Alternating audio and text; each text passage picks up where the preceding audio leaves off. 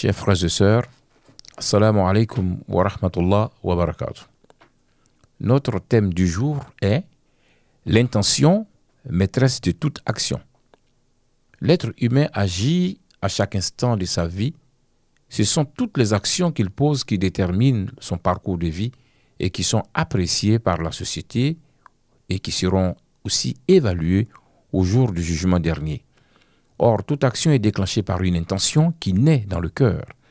Ainsi, l'intention constitue l'énergie vitale qui porte l'action.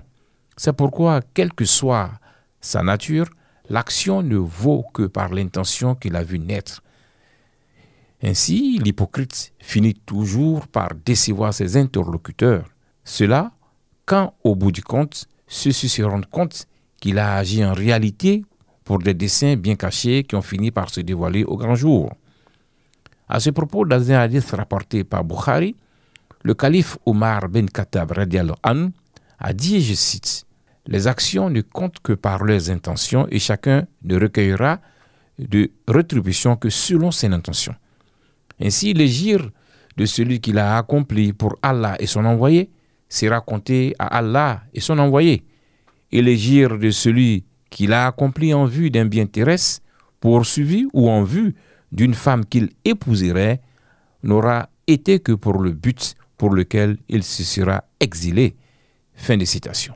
C'est pourquoi dans sa quête de spiritualité et prenant conscience qu'Allah sait tout de lui, avant toute action d'adoration ou de bienfaisance, le croyant doit marquer un temps pour réexaminer l'intention réelle qui sous-tend ses actions.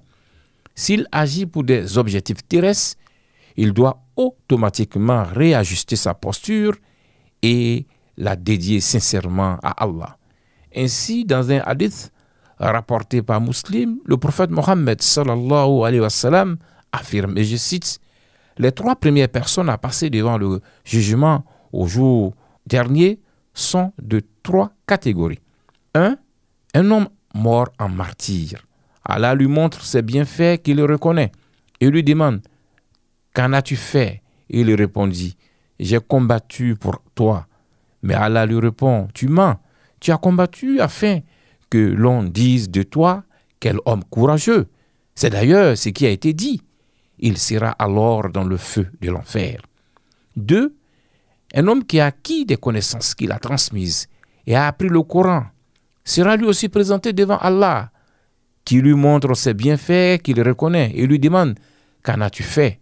Il répondit « J'ai appris ces connaissances ainsi que le Coran et les ai enseignées pour toi. » Mais Allah lui répond « Tu mens, tu as appris afin que l'on dise de toi quel savant et quel lecteur. » C'est d'ailleurs ce qui a été dit. Il sera alors dans le feu de l'enfer. 3.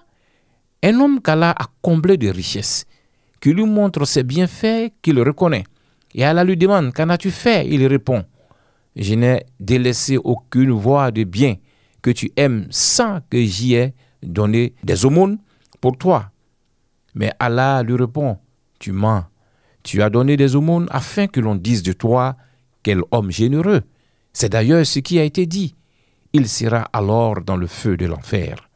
Fin de citation. Comme on le voit, l'intention est la maîtresse de nos actions. Évitons de dépenser beaucoup d'énergie qui, au final, finiront par ne pas nous être bénéfiques. Soyons sincères, agissons pour Allah et pour lui seul. Il nous voit et on ne pourra nullement nous dérober de son omniscience. Qu'Allah nous accorde la pleine lucidité. Amin, Ya Rab.